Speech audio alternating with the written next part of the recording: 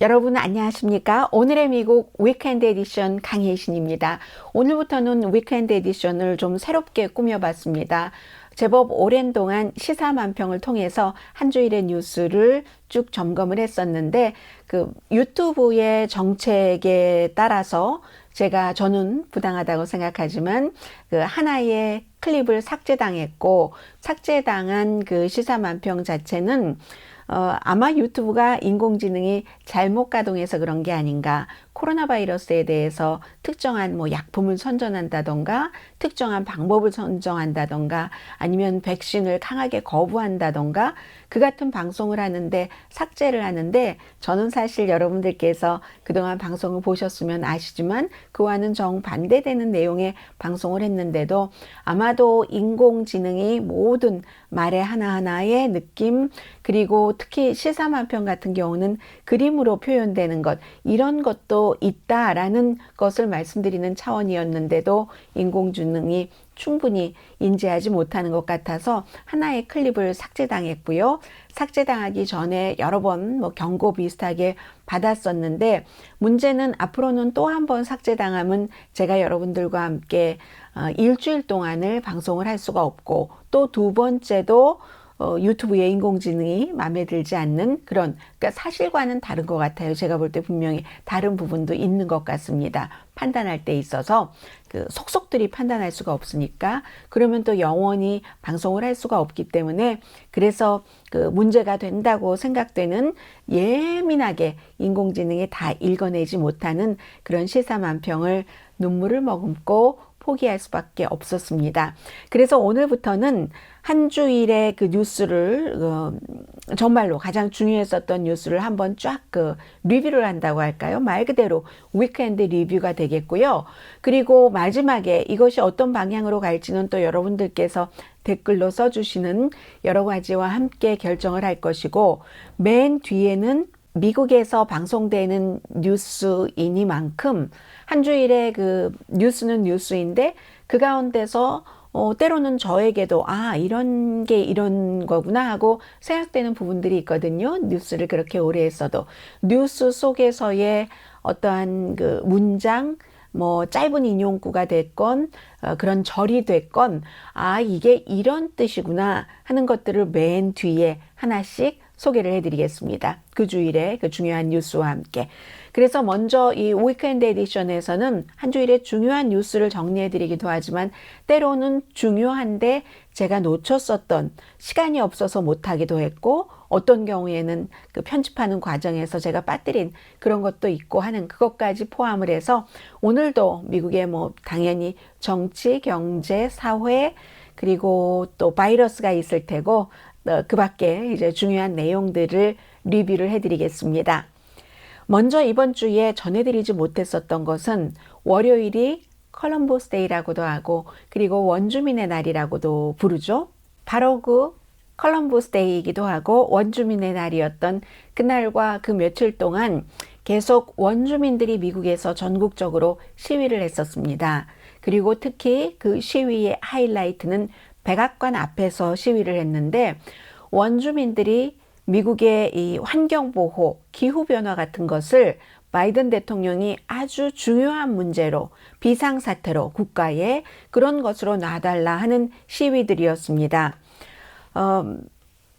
닷새 동안 계속 이 시위들이 이어졌거든요. 원주민이 여러 부족이 있기 때문에 그 부족의 리더들이 이제 워싱턴까지 가서 시위를 한 것인데 이분들이 시위하면서 주장했었던 것은 우리의 땅, 우리의 터전 같은 것을 보호하기 위해서 화석 연료 개발을 하지 못하도록 정부에서 조치를 취해달라는 그런 주장이었습니다. 그래서 조직체가 있었습니다. People 대 화석 연료 시위 이렇게 시위를 해서 Build Back 화석 연료가 없는 그런 나라로 돌아가자 하면서 빈말은 그만하시라. 어떤 그 환경을 보호하기 위해서 뭔가를 일을 한다고 하고 행동이 따라주지 않는 그런 것.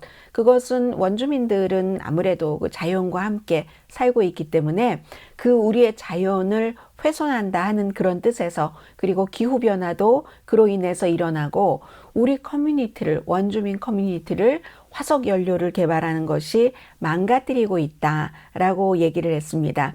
평화적인 시위이기는 했지만요. 시위가 아주 구호도 있었고 땅이라는 얘기, 원주민 하면은 땅, 물, 뭐 하늘, 뭐 공기 이런 얘기가 많이 나오잖아요. 그래서 음성은 아주 컸습니다. 소리로만 조금 들어보실까요?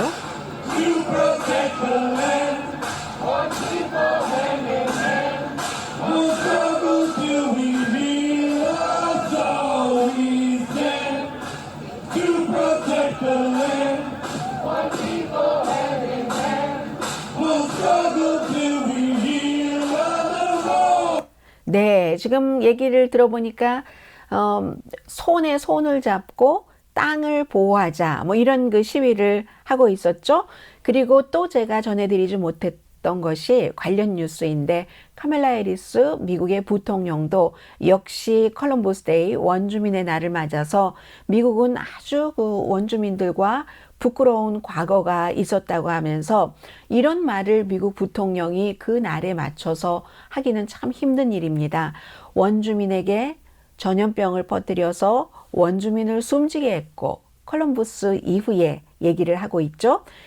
그리고 이제 미국에선 많은 사람들이 콜럼버스 자체가 노예주였고, 또 어떤 그 무역상이었고, 여러 그 질병들을 어쨌든 원주민들에게 퍼뜨리는 이런 그 출발점이었다라는 얘기도 많이 하고 있습니다.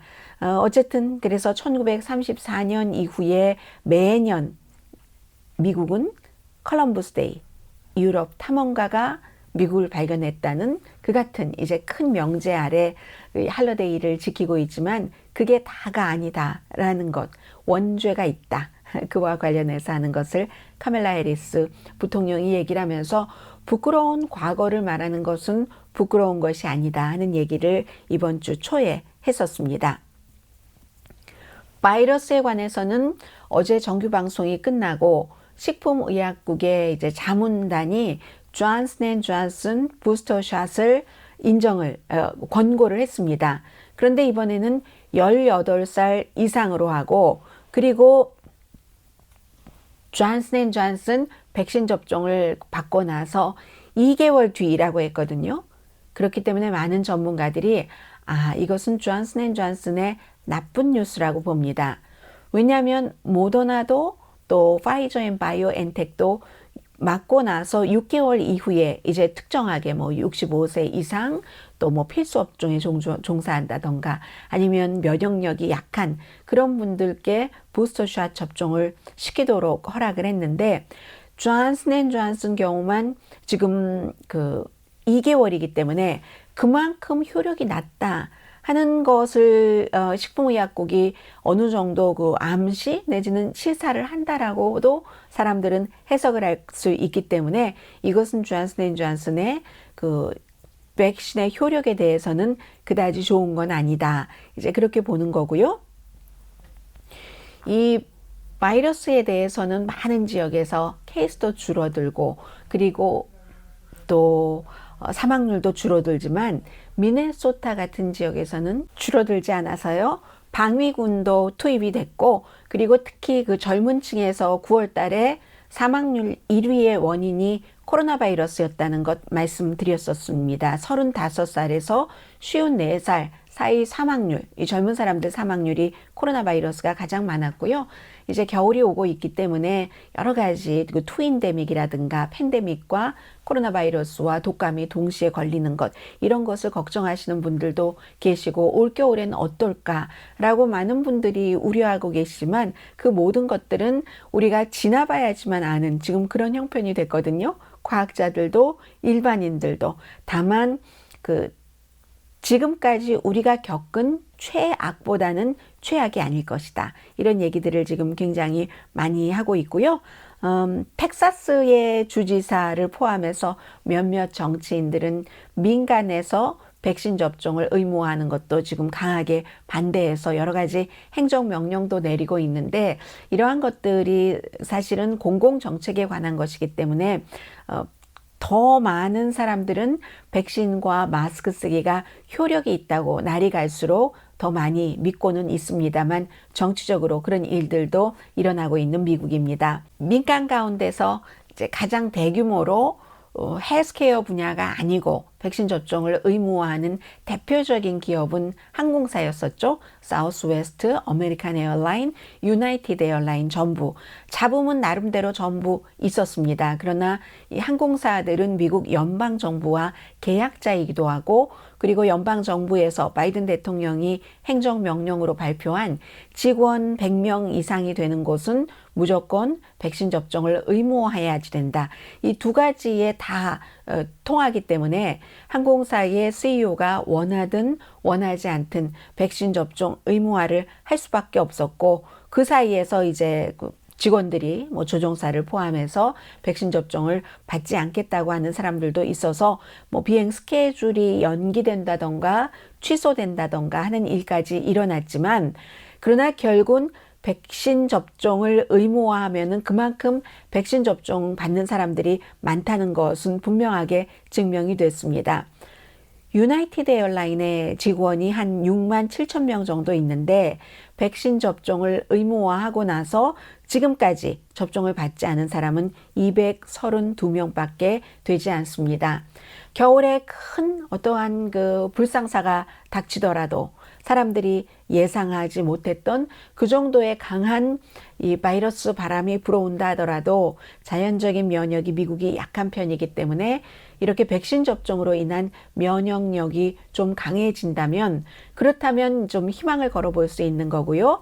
그런 뜻에서 5살에서부터 11살까지의 아직까지 백신 접종이 허용되지 않은 나이 여기도 이제 곧 백신 접종을 허용을 한다고 하죠.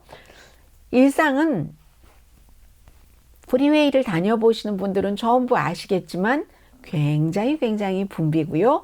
그리고 이제 정부에서도 11월 8일부터 영공도 그렇고 한 30개국 나라 지금까지 좀 까다롭게 있었던 그런 나라들 백신 접종 받고 국민들이요.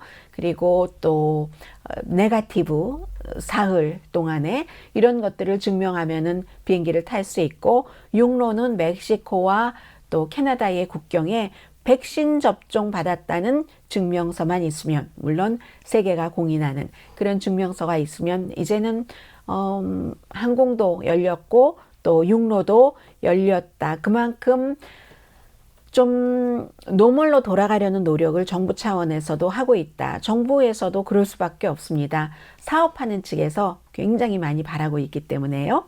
이 정도로 바이러스는 마무리를 하고 바이러스에 관련해서 오늘 제일 처음에 위켄드 리뷰에서 전해드릴 영어 아주 짧은 걸 뭐라고 해야지 되죠? 어떤 그 구절 그런 것들을 오늘 바이러스에 관한 것을 맨 뒷부분에 전해드리겠습니다. 그리고는 이제 경제 문제는 이번 주에 물건값은 굉장히 올라서 뭐 9월 달에 인플레이션이 5.4%가 1년 전에 비해서 올랐다고 하니까요. 지금 물건값 오른 것을 보면은 베이컨 좋아하시는 분들 많으시죠? 아침에 아주 바삭하게 구워서 기름은 쭉 빼고 구운 그 베이컨도 또 페이퍼 타월로 닦아서 기름을 또 닦아내고 아주 약간 뭐 한두 쪽 아침에 무슨 계란이라든가 이런 것과 같이 드시는 분들이 상당히 많으신데 베이컨 값도요 2020년 9월부터 2021년 9월 1년 사이에 19% 5분의 1이나 오른 겁니다. 한 사람이 아니라 가족 여러분들이 베이컨을 즐겨서 드신다면은 그것도 가정에는 부담이죠. 소고기 17% 올랐고요. 그리고 의류는 9.5%, 호텔 비용이 오른 것은 이해가 됩니다. 20% 그동안 머물러 있었으니까. 그리고 중고차도 뭐 전체적으로 어떤 특정 중고차는 40% 이상 올랐잖아요. 평균 25% 이상은 올랐고 새 차도 뭐 10% 이상은 올랐고요. 그 밖에 육류, 과일, 뭐 우유, 비행기 티켓은 조금밖에 안 올랐어요. 가솔린 값이 제일 많이 올랐습니다. 1년 사이에 가솔린 값이 42%가 올랐습니다. 이렇게 인플레이션이 많아도 국민들이 경기부양책 등으로 돈이 조금 그 손에 있기 때문에 수요가 있는데 그 수요를 공급이 채워주지 못하죠. 다른 나라에서 미국은 생활 필수품을 거의 수입해다 쓰기 때문에 물건이 싼 나라, 베트남이라든가 중국이라든가 뭐 그런 나라에서요. 그래서 지금 또 칩이 없는 그런 문제. 그러니까 중고차도 비싸지고 새 차도 비싸지고 애플도 애플 휴대폰 13을 올해 예상했었던 것보다 훨씬 적은 1,000만 대밖에 못 만든다고 얘기를 하고 그렇기 때문에 바이든 대통령이 우선 이 물류 공급망부터 트자 해서 항만 로스앤젤레스도 롱비치와 마찬가지로 24시간 7일 동안 오픈을 하고 그리고 한국의 삼성이라든가 페덱스, 월마트, UPS, 미국의 아주 큰 코스코 이런 회사들과 함께 어떻게 하든지 할러데이 때 미국 국민들이 물건, 선물, 아이들에게 줄 장난감 같은 것이 없지 않도록 하는 그런 방안을 수립을 했습니다만 근본적으로는 이 물류라는 것이 민간이 하는 일이고 그 밖에도 뭐 항만만 열린다고 되는 게 아니라 철로, 하이웨이, 트럭 기사들도 충분해야 되고요. 지금 부족하잖아요. 게다 대고 중국이나 베트남의 항구도 문제고 그곳의 공장도 문제고 바이든 대통령이 혼자 풀 수 있는 문제는 절대 아닙니다. 그래서 대통령 때문에 이렇게 공급이 부족하고 물류 대란이 일어나는 것은 아니지만 국민들은 항상 본인들이 불편한 일이 있을 때는 대통령을 원망하고 대통령에게 그 결과에 의해서만 원인은 생각하지 않습니다. 이 공급망이라는 것이 세계적인 네트워크라는 것을 해서 이로 인해서 바이든 대통령의 지지율이 굉장히 많이 내려갔고요. 아무리 소셜 세큐리티 연금이 내년에 지난 40년 만에 최고까지 오른다 할지라도 뭐 5% 넘게 오른다고 해도 물가 상승률이 지금까지는 물가 상승률 5.4%보다는 조금 더 많은데 5.4%에서 6% 사이 내년에 소셜 세큐리티 연금이 오른다고 하는데 지금보다 물가가 더 올라가면 소용이 없어지는 거죠. 결국은 항상 경제에 있어서의 현재 최대 우려는 인플레이션입니다. 부동산이 너무너무 많이 올랐고 부동산 값이 오르니까 렌트비가 당연히 오르고요. 임금이 아무리 올라가도 이렇게 장기적으로 부동산 큰 돈 많이 들어가는 부동산, 렌트비, 또 자동차 이런 값이 오르면 어찌 보면 인플레이션을 단기가 아니라 장기적으로 걱정을 해야지 될지도 모른다. 이런 것들 때문에 게다 대고 지금 이번 주에 하원도 통과를 시켰죠. 12월 3일까지는 연방에서 계속 빚을 얻어서 살고 있는데 많은 선진국들이 그렇게 살고 있어요. 매년 빚은 늘어나게 되죠. 다만 갚을 능력만 있으면 되는 거죠. 이 갚을 능력을 매년 그렇기 때문에 빌릴 수 있는 빚의 상한선을 의회에서 올려주는데 공화당이 계속 반대하다가 공화당도 여러 가지 정치적인 계산으로 오케이 했고 그래서 12월 3일까지는 이것이 될 것이고 만약에 그 사이에 기간산업안이라든가 아니면 또 뭐가 있죠? 지출안 같은 것이 통과돼서 돈이 많이 시중에 풀리면 수요는 더 늘어날 수 있다는 거죠. 지난 1년 동안에 물건 사는 것, 씀씀이를 아껴두셨던 분들이 너무 많기 때문에 그래서 만약에 시중에 돈이 더 풀리면 인플레이션이 더 올라가지 않을까. 이게 굉장히 지금 바이든 대통령으로서는 부담스러운 아주 부담스러운 일입니다. 사회적으로 중요한 이슈는 이번 주에 뭐 간단히 말씀드리면 새로운 슈퍼맨 클라크 켄트의 아들인 이 조나단 클라크 켄트의 아들인 그 조나단 켄트가 남자와 로맨틱한 관계를 맺는다. 이렇게 슈퍼맨이 그리겠다고 했어요. 이 세상 모든 사람들이 다 영웅이 필요한데 뭐 남자를 좋아하는 사람이든 이성을 좋아하는 사람이든 동성을 좋아하는 사람이든 모두 그 자신의 영웅을 가질 필요가 있다 해서 더 이상 이렇게 그리지 않으면 큰 기회를 잃어버릴 것 같아서 이게 작가의 말이었고 뭐 정치인을 포함해서 팍스 뉴스에서는 난리가 났었습니다. 그리고 라스베가스 레이더스의 코치가 사임을 했죠. 본인은 원하지 않았지만 존 그루덴 코치가 2018년도부터 10년을 계약하고 라스베가스 레이더스의 코치로 갔는데 한 10년쯤 전에 2011년도에 본인이 이메일로 여러 사람과 교환을 했었던, 그런데 그 가운데는 어떠한 선수 노조의 대표, 이런 유색 인종에게, 여자에게 마구 험한 얘기를 했고 비하하는 얘기를 했기 때문에 이민자에게도 마찬가지였습니다. 심지어는 미국 대통령 버락 오바마에게도. 이 사람은 당연히 백인이고요. 그랬기 때문에 처음에는 부인하다가 먼저 월스트리트에서 보도를 했고 그 뒤에 뉴욕타임스가 보도를 했는데 결국은 추세인 겁니다. 레이더스에서도 회의를 했죠. 한 결과 이 코치가 잘했어요.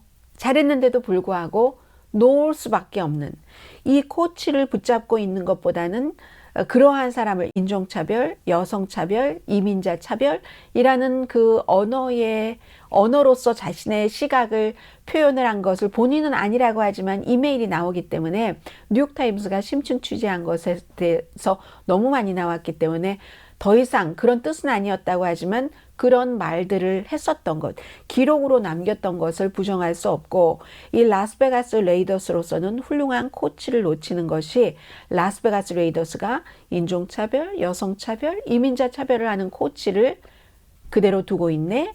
라는 사람들의 시선, 나쁜 손가락질을 받는 것보다는 낫다고 판단을 해서 결국은 계약 기간이 남아있는데도 이 코치가 사임하도록 라스베가스 레이더스는 조치를 했습니다. 그리고 또 문화전쟁에서 앞으로도 계속 여러분들께서 들으실 얘기가 낙태 문제인데, 텍사스의 임신 6주일 이후에는 낙태를 할 수 없도록 하는, 산모가 미처 산기를 느끼기도 전에 많은 산모가, 그런 이것을 항소법원에서 그대로 시행하라고 했기 때문에 바로 이제 어제 오후에 보니까 연방 법무부가 이 텍사스를 고소를 한 거죠. 여성들이 권리가 있는데 낙태의 권리는 헌법에서 보장이 됐는데 하면서 텍사스를 고소를 했는데 항소법원이 텍사스가 그대로 시행을 해라 하고 판결을 했기 때문에 연방 대법원에 고소할 것이라고 밝혔습니다. 그래서 아마 그다지 늦지 않을 것 같아요. 다음 주 월요일쯤 제가 정규 방송을 할 때쯤 되면은 어쩌면 연방 법무부가 텍사스 주를 연방 대법원에 고소했습니다 하는 방송을 할 수 있을지도 모르겠습니다. 또 어제 말씀드렸던 것 가운데 텍사스의 그 캐롤이라는 교육구에서 선생님들에게 유대인 대학살, 홀로코스트에 관한 책이 교실에 놓여져 있다면 그 반대적인 시각의 책도 있어야지 된다. 대학살은 누구나 다 누군가가 누군가의 생명을 어떤 인종적인 문제 때문에, 여러 성향 때문에 누군가가 누군가의 목숨을 끊는다는 것을 좋다고 쓴 책이 어디 있겠어요. 초등학생들 책인데 더군다나. 그런데도 어떠한 이 교육부에서 그 같은 것을 커리큘럼을 관리하는 책임자가 그런 책이 있다면 거기에 반대되는 의견의 책도 있어야지 된다라고 해서 논쟁이 된다고 말씀을 드렸었습니다. 방송 끝나고 몇 시간 있으니까 텍사스주 바로 그 총 대표가 교육감이 사과를 했습니다. 우리가 정말 사과를 하겠습니다 라고 했는데, 결국은 이런 문제들이 미국의 과거에 앞서 카멜라 해리스 부통령의 얘기를 전해드렸습니다마는 노예제라든가 하는 부끄러운 과거 같은 것을 말하지 않는 것이 부끄러운 것이고, 반성하고 말하고 다시는 그렇지 않게 다짐하는 것이 당연하다 하는 것이 이제 컬럼버스 데이, 원주민의 날을 맞아서 미국의 부통령이 이 원주민들하고 컨퍼런스, 어떤 비디오 같은 것을 통해서 한 얘기거든요. 그런데 마찬가지로 캐롤 교육구에서도 이렇게 이 유대인 대학살에 관한 책이 있다면 거기에 대해서 반대적인 시각의 책도 있어야지 된다 하는 얘기가 왜 나왔냐면, 그 같은 미국의 과거, 노예제 이런 것들을 학교에서 가르치지 못하도록, 어떤 누군가가 들어서 불편한 점이 있는 이슈는 가르치지 말래요. 그런 텍사스의 법에 따라서 여기까지 오는 겁니다. 이쪽을 생각하면 이쪽을 생각해라. 누군가를 살해해서는, 숨지게 해서는 안 된다는 것을 가르쳐야지 될 때는 그 반대적인 의견도 가르치라는 게, 이것은 성립되지 않는 거잖아요. 그렇기 때문에 교육부가 사과를 했고요. 그리고 또 이번 주에 저는 굉장히 관심이 있었고, 그런데 많은 그 코리안 아메리칸 분들께서는 저보다는 좀 관심이 덜 하셨던 것 같습니다. 저는 지구로 간다는 것 자체가 인간의 어떤 그 무한한 그 호기심의 부분에 대해서는, 그것을 보고 펼치고 하는 부분에서는 굉장히 긍정적이라고 생각을 하고요. 물론 제프 베이조스라든가 일론 머스크 같은 사업가가 우주 관광을 기획해서 뭐 관광으로 예를 들어서 돈을 많이 번다, 뭐 거기에는 뭐 그것을 나쁘다고 할 수 있는 것 같지는 않고 많이 박수를 보내는 건 아니지만, 그 우리가 살고 있는 이곳이 아닌 다른 곳에는 무엇이 있을까? 그럼 지구의 끝과 연결되는 것은 또 무엇이고, 그 지구의 확장성은 어디까지인가? 뭐 이런 면에서 저는 뭐 우주에 대한 그 관심은 있습니다. 과학적인 면에서라기보다는. 그런데 인문학적인 면에서 관심이 있다고 말씀을 드려야 될 것 같은데, 그런데 더군다나 여기에 90세가 되신 분이 과거에 스타트rek이라는 정말 그 과학적인 TV쇼에서 40년 동안 USS 엔터프라이즈라는 그 함장을 지내셨던 분이 현실에서 90세에 우주로 가게 된, 저는 이 뉴스가 굉장히 또 나이 드신 그 여러 가지의 그 일로 인해서도 그렇고 관심이 많았거든요. 근데 많은 분들이 가장 이번 주에 적게 봐주신 클립이 바로 이것을 그 썸네일로 쓴 클립이었습니다. 윌리엄 그 샤트너 배우가 우주로 가고 나서, 이게 이제 여러분들께 말씀드린 것처럼 윌리엄 왕자는, 아니 우주도 우주지만 지구부터 우리 아이들이 살아갈, 나의 아이들, 윌리엄 아버지니까요. 나의 아이들, 나의 아버지가 숨도 쉬고 모든 것들이 조화롭게 살아갈 수 있도록 지구의 문제부터 하는 것이 옳다고 봅니다 라고 얘기를 했잖아요. 그리고 뭐 버진 갈랙틱스에서도 역시 그 리차드 브론슨도 마찬가지를 했었잖아요. 제일 먼저 뭐 우주다 아니다라고 얘기하기 몇 마일이 있기는 있습니다만, 어쨌든 영국에서도 그런 일을 했는데도 불구하고 윌리엄 왕자가 이 같은 얘기를 했습니다. 윌리엄 왕자, 영국 왕실은 기후변화와 관련해서는 굉장히 관심이 많고 일을 많이 하는 그런 가정입니다. 윌리엄 왕자가 지구나 잘하세요, 지구나 잘 챙기세요, 제프 베이조스 씨, 일론 머스크 씨, 또 누구요? 리차드 브론슨 씨, 뭐 이렇게, 브랜슨, 경이죠. 이분은 영국에서 썰, 이렇게 얘기를 하고, 또 다음 날은 할머니인 엘리자베스 2세 여왕도 역시 그 지구촌에서 지도자들이 말만 하고는 이 기후변화라든가 이런 것에 대해서 열심히 일하지 않는다 하고 컴플레인을 했다고 얘기들을 하던데요. 스코틀랜드에서 기후변화 회담이 열리잖아요. UN 기후변화 회담이고 한 26개국에서 많은 사람들이 참석을 하고, 오늘 아침에 보니까 바로 기후변화 회담에 버락 오바마 전 대통령도 참석을 해서 젊은이들과 얘기를 한다고 하더군요. 워낙에 그 대통령 당시에 뭐 파리 기후 조약이라든가 뭐 이런 것들에 대해서 굉장히 관심이 많았고 일을 많이 했었던 그런 대통령이니까요.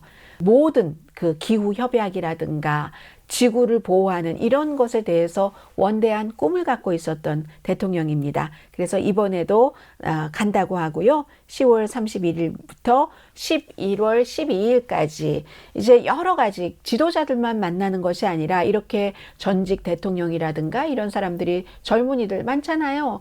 뭐 세계에서 알아주는 10대의 환경보호운동가 이런 사람들이 있죠. 그런 사람들과 함께 여러 가지 이벤트를 하는 거죠.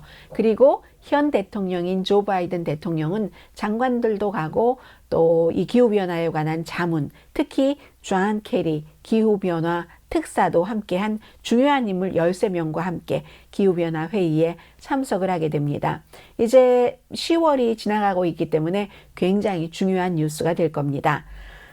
그리고 건강에 관해서는 알고 계시는 것 다시 한번 확인해 드리겠습니다. 이번 주에 아스피린에 대해서 더 이상은 이제 미국 예방 서비스국이라는 곳에서 US Preventive Service라는 태스크포스가 있습니다. 60세 이상 되시면 많은 분들께서 40대 넘으셔도 50세만 넘으셔도 40세만 넘으셔도 베이비 아스피린을 드시죠. 80mg짜리 아주 작은 정말 베이비 한 것을 드시는데 60세 이상의 분들은 처음 이 심장질환을 막기 위해서 시작하지 마십시오. 득보다 해가 훨씬 많습니다. 어떤 해냐면 아스피린을 먹으면 피가 엷어지기 때문에 예를 들어서 무의식 중에 다쳤다던가 할 때 출혈이 너무 심하다는 거죠. 그렇기 때문에 나이 드신 분들 새로 시작하지는 마십시오. 그러나 60세 이상으로 지금까지 심장질환 문제 때문에 이 아스피린을 복용하셨던 분들은 계속 복용하시라고 했고 40세에서 59세 사이는 심장질환이 없으시다면 복용하지 마십시오. 특별한 경우는 닥터와 상의하십시오. 이렇게 얘기를 했습니다. 혈액 때문에 그렇게 되는 거고요. 11월 8일까지 이제 여론을 수렴을 해서 최종적인 결과도 발표를 할 모양입니다. 또 다른 건강 뉴스로는요. 제가 이 내용을 여러분들께 전해드리지 못했습니다. 소금 섭취량이었어요. 식품의약국이 지금 미국 사람들이 하루에 지금 권장량이 3,400mg이랍니다. 이 3,400mg이라는 가이드라인을 앞으로 2년 반 동안 3,000mg으로 3,400에서 3,000이면 꽤 큰 폭이죠. 그렇게 줄이도록 미국 사람들이 너무나 그 음식이 짜잖아요. 그래서 소금 섭취를 많이 하고 있기 때문에 아주 오래오래 우리가 전부터 했어야지 되는 일이다. 이렇게 얘기를 하면서 이제 2년 반 동안 그 하루 섭취량을 12% 줄인다 하는 것을 권고를 했습니다. 그런데 미국 사람들이 그 소금을 그런 3,000mg이라면 어느 정도냐면 티스푼 있죠? 작은 그 티스푼보다 조금 더 많은 그런 정도. 그런데 문제는 이게 소금을 섭취하는 것이 집에서 많이 식사들을 안 하시고 밖에서 식사하고 하시니까 식당 음식 아니면 앞에 뭐 베이컨을 말씀을 드렸는데 가공식품 캔 식품 이런 것에 다 거의 70%를 거기서 섭취를 하십니다. 그렇게 되니까 소금 섭취량이 많아서 고혈압 환자들이 많아지죠. 그게 또 심장 질환으로 가고 심장뿐만이 아니라 이 소금 신장 누구나 다 알고 있는 얘기를 다시 한번 식품의약국에서 강조를 하는 겁니다. 미국 성인 10명 가운데 4명이 고혈압이시거든요. 흑인은 더 많습니다. 인종에 따라서 차이가 있어서 10명 가운데 6명이 고혈압이세요. 그래서 여러분들 식당 음식 또 패키지 푸드 같은 것, 가공식품 많이 드시는 분들 정말 주의하셔야 된다는 것. 그렇기 때문에 우리가 라면, 스프 반만 넣으세요 하는 거잖아요. 그리고 저는 라면 먹을 때 가능하면 정말로 먹고 싶을 때가 있어요. 그런 때는 정말 먹는데 국물을 일단 안 먹고 그리고 스프를 다 넣지는 않는 것으로 반만 넣으시는 분들이 많으세요. 저는 반은 조금 싱거운 것 같고 반보다는 조금 더 국물은 안 마셔도 또 그 미묘한 차이가 있잖아요. 식감이라는 것도 있고 그 혀에 들어올 때 라면이 너무 싱거우면 오히려 개운하지가 않잖아요. 라면 후루룩 하면서 개운하게 시원하다 하고 먹는 게 라면인데 파 많이 넣어서 어쨌든 라면 드실 때도 조심하시고요. 어제 제가 헤드라인에만 말씀드리고 전해드리지 못한 뉴스가 있습니다. 이것도 아주 중요한 뉴스죠. 왜냐하면 미국의 전직 대통령이기 때문에 빌 클린턴 전 대통령이 화요일부터 아직 퇴원했다는 얘기는 없는데요. UC 얼바인 메디컬 센터에 입원 중입니다. 전직 대통령이 입원했다는 것은 그 대학교가 그만큼 병원이 괜찮다, 좋다 하는 것을 나타내는 거잖아요. UC 얼바인 그 병원이 아주 그 시설도 잘 돼 있고 아주 암 환자에게도 좋은 병원으로 들었습니다.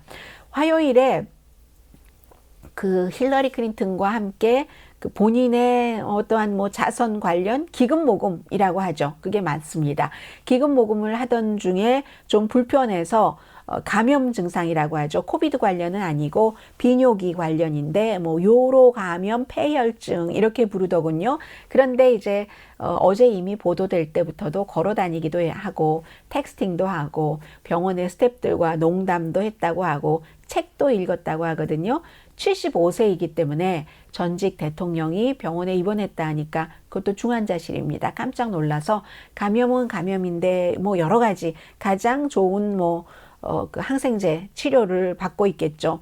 이런 감염이 나이 드신 분에게는 아주 드물게 일어나는 일은 아니고 흔한 일이라고도 하지만 치료도 쉽죠. 혈류에 빨리 퍼지는 그런 위험성도 있긴 하지만 그래서 어제까지는 아마 정맥의 항생제들을 투여를 했고 그래도 제일 중요한 게 이런 때 호흡을 어떻게 하지? 전혀 그 기계를 의존하지 않았다고 하고요. 뭐 정신은 아주 온전하니까 농담까지 한다고 하고 이제 막 어쩌면 제가 지금 방송하고 있는 이 사이에도 퇴원했습니다 하는 뉴스가 나왔을지는 모르겠습니다. 2004년도에 이 빌 클린턴 전 대통령이 바이패스를 했기 때문에 그리고 2010년도에 또 스턴트를 2개 더 심었었거든요. 그랬기 때문에 화요일에 현기증만 느껴도 이런 때 우리도 생각을 해보는 거죠. 빌 클린턴 전 대통령만 현기증 느꼈다고 바로 병원 가야 되는 거 아니죠. 여러분들께서 가족, 여러분 자신의 건강을 잘 알고 계시기 때문에 내가 이 정도의 현기증을 느끼면 병원에 가야 돼. 아니야, 이 정도는 내가 무리를 해서 그래. 판단을 하셔서 너무 병 키우지 마시고요. 해서 목요일에는 힐러리 클린턴이 와이프가 혼자 기금 모금에 간 것 같고요. 이벤트에 갔다가 또 병원에 가서 남편 지켰죠. 자, 이렇게 해서 이번 주에 한국 관련 뉴스도 있었습니다만 한국 관련 뉴스는 제가 내일 여러분들께 전해드리려고 합니다. 내일 여러분들께 전해드릴 그 한국 밖에서 보는 미국이 되었건 유럽이 되었건 한국 뉴스는 이번 주에 키워드는 역시 오징어 게임이 있는데 오징어 게임은 조금 다른 그 시선으로 그리고 이재명 그 대통령 후보 또 뭐가 있나요? 일본과 한국과의 충돌. 어찌 보면 작다고도 할 수 있고 크다고도 할 수 있는 이슈로 우리가 너무나 잘 아는 이슈로 이런 충돌. 현재는 이 3가지 정도를 생각을 하고 있고요. 여기에 더 첨가할 것도 있을지 모르겠습니다. 그래서 한국 관련 뉴스는 내일 같이 전해드리기로 하고요. 그리고 오늘 이제 첫날이었습니다. 위크엔드 리뷰. 첫날에 여러분들과 함께 할 그 영어, 때로는 문장이 될 수도 있고 때로는 단어가 될 수도 있고 절이 될 수도 있어요. Elephant in the room 이라는 말을 미국에서 많이 합니다. Elephant in the room 이라는 것을 어제 뉴욕타임스가 어디에 썼냐면 존슨 앤 존슨이 이제 18살 이상 부스터샷 접종을 해라 했는데 제가 중요한 말씀을 앞에 안 드렸네요. 지금 잘 됐네요. 하는데 18살 이상 이 접종을 하는데 존슨 앤 존슨의 경우는 한 번만 맞아도 되는 것이었고 부스터샷이 존슨 앤 존슨이 아닌 모더나나 파이저 앤 바이오엔텍으로 하는 것이 훨씬 효력이 있다는 게 지금 영국에서도 이스라엘에서도 나왔잖아요. 미국에서도 임상실험 결과가 나왔고 하는데 어제 식품의약국은 그 문제까지는 의논하지 않았습니다. 다만 추가 접종을 한다. 여기까지 그 존슨 앤 존슨 여기까지만 했거든요. 이런 때 이제 elephant in the room이라는 단어를 씁니다. 어떤 얘기냐면 어제 정규 방송 시간에 많이 비교적 길게 말씀을 드렸어요. 사실은 이 식품의약국도 관료 타성에 많이 젖어 있기 때문에 물론 과학을 바탕으로 해야지 된다고 하지만 지금은 비상사태인데 코로나 바이러스 비상사태 때 그렇게 더 효력이 있다면 그것까지도 허용을 하고 권고하는 쪽으로 가야지 되는데 완전히 안전 증거만을 찾다가 다른 것을 해라. 이렇게는 하지 않을 것이다 라고 예상을 했고 실제로 그랬습니다. 그래서 어제 뉴욕타임스가 elephant in the room 이라고 표현을 했거든요. 그것을 elephant 하면은 우선 덩치가 크다 하는 게 생각나시죠? 느릿느릿 걷는다가 생각나세요? 덩치가 크다가 생각나세요? 덩치가 크죠? 그런데 그 덩치가 큰 엘레펀트가 코끼리가 in the room, 코끼리가 방 안에 들어있으면 사람보다 코끼리가 훨씬 크니까 너무 잘 보일 건 아니겠어요? 그런데도 사람들은 그 elephant in the room을 어떤 때 이 말을 쓰냐면 무시할 때, 도저히 지금 사람들이 회의를 하려고 앉아 있습니다. 무시할 수 없는 거예요. 눈에 보입니다. 우리 다를 합친 것보다도 크기 때문에 때로는. 그래서 무시할 수가 없는데도 무시를 합니다. 불편한 진실이 있는 거죠. 거기에. 예를 들어 이번처럼 식품의약국이 더 많이 지금까지 너무너무 뭐 백신 이런 건 또 점검하고 또 점검하고 했었어야지만 됐기 때문에 아직은 뭔가가 좀 불편한 거예요. 이렇게 쉽게 하기가. 그럴 때 뻔히 알면서도 어떤 때는 뭐 정치적인 시각에서 무슨 시각에서 뭐해서 아니면 그냥 뭔가 불편해 해서 피하는 것. 가장 중요해서 먼저 해야지 되는 건데도 아무도 언급하지 않는 것. 이럴 때 이제 뭐 사회적으로나 개인적으로나 정치적으로나 어제 같은 경우는 그런 뜻에서 관료주의, 타성, 의전 때문에 해서 이럴 때 elephant in the room 이라고 합니다. 어디서부터 시작됐냐면요. 큰 코끼리를 보고도 못 본 척 한다는 거예요. 1814년도에 러시아의 주로 우화를 많이 쓴 그런 이제 뭐 시인이기도 하고요. 이반 클리로프라는 이런 작가가 Elephant in the Room이라는 것을 처음 썼고요. 호기심 많은 남자 이런 우화에서 박물관에 가서 이 호기심 많은 남자가 아주 작은 것까지 다 봤대요. 아주 세세한 것까지 뭐 다 보고 나서 그러나 코끼리를 못 봤다는 거예요. 그래서 Elephant in the Room이라는 게 그렇게 나왔고 나중에는 이제 도스토옙스키도 그 본인의 악령이라는 소설에서 어떤 그 평론가가 바로 이 호기심 많은 그 남자와 같았었다. 뭐 박물관에 코끼리를 못 본 이 클리로프의 호기심 많은 남자와 같다. 뭐 이런 얘기가 나왔는데 도스토옙스키 미국에서는 역시 어제도 Elephant in the Room을 썼지만 뉴욕타임스가 쓰기 전에 옥스포드 사전에서 먼저 Elephant in the Room은 이제 안 잊어버리시겠죠? Elephant in the Room 제가 굉장히 많이 말씀드렸네요. 옥스포드 사전에서 먼저 이것을 사전에 올렸고 그리고 미국에서는 1959년도에 뉴욕타임스가 어떤 그 학교 재정의 문제, 뭐 돈과 학교와 연관된 막 그런 문제에 대해서 이제 그 보도를 하는 거죠. 탐사 취재해서 보도를 했는데 그렇게 너무너무 큰 문제인데도 불구하고 아무도 건드리지 않는다는 거예요. 리빙룸에 코끼리가 있는 것처럼 무시하기 힘든데 해서 때로는 그 당시에는 Elephant in the living room이라고 했습니다. 그렇기 때문에 elephant in the room 또는 elephant in the 응접실에 코끼리가 앉아 있는데도 모른 채 한다는 거예요. elephant in the living room.